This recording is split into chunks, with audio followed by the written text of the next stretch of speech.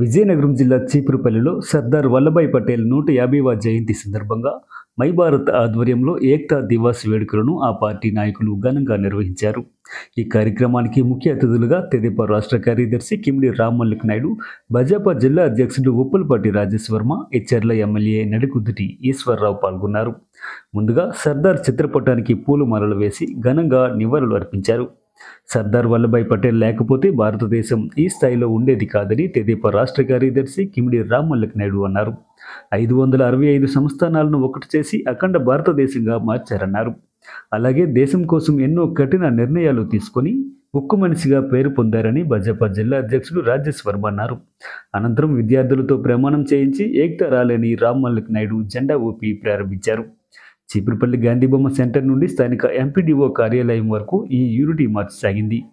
ఈ కార్యక్రమంలో మాజీ విప్ గద్దె బాబురావు, చీపురుపల్లి మండల మాజీ ఎంపీపీ రౌతు కామనాయుడు, డీఎస్పీ రాఘవులు, పోలీస్ సిబ్బంది, చీపురుపల్లి భాజపా ఇన్ఛార్జ్ కొండపల్లి శ్రీనివాసరావు, పట్టణ అధ్యక్షుడు Gevadi Nagaraju, Merakamudidam AMC vice chairman Dasari Sivaprasad, Mannepuri Srinu తదితరులు పాల్గొన్నారు.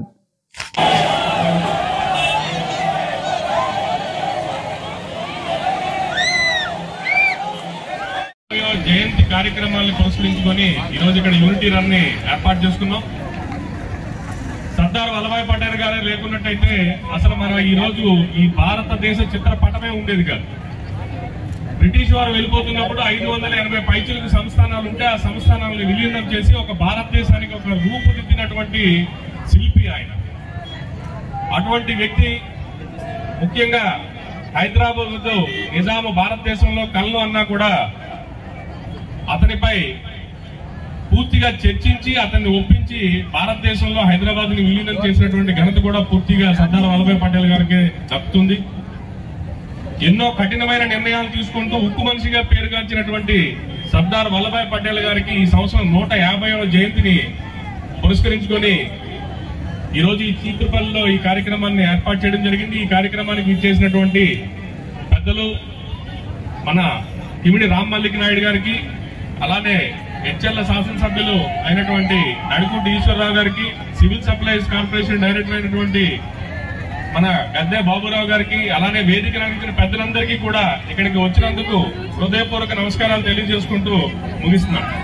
కుర్రవాళ్ళు ఎవరైతే స్టూడెంట్స్ ఉన్నారో వాళ్ళందరూ కూడా ఆతృతగా ఎదురు చూస్తున్నారు ఎంత త్వరగా నడిచి వెళ్ళిపోవచ్చా అని.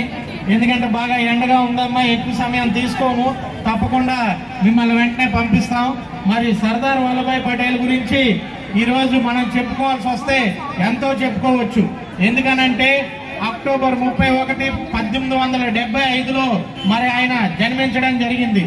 ఆ రోజు నుంచి ఆయన 1950 వరకు ఏదైతే 75 సంవత్సరాలు ఆయన బతికారో దాంట్లో 50 సంవత్సరాల పైచీలకు ఈ దేశం గురించి ఆయన కష్టపడ్డారు. ఈ దేశానికి మరి స్వతంత్రం తేడానికి ఆయన చాలా కార్యక్రమాలు చేపట్టడం జరిగింది. అదే విధంగా ఆ రోజు మనం స్వతంత్రం వచ్చిన తర్వాత 560 ప్రిన్స్లీ స్టేట్లు ఉంటే వాటన్నిటినీ ఒక యునైటెడ్ ఇండియా కింద మార్చడానికి కష్టపడిన ఐరన్ ఉక్కు మనిషి మరి సర్దార్ వల్లభాయ్ పటేల్ అని చెప్పి మనందరం గుర్తుపెట్టుకోవాలని ఈ సభాముఖంగా తెలియజేసుకుంటూ, అంత మహనీయుడి యొక్క పుట్టినరోజు కార్యక్రమంలో ఈ రోజు పాల్గొనడం చాలా ఆనందంగా ఉందని చెప్పి ఈ రోజు తెలియజేసుకుంటూ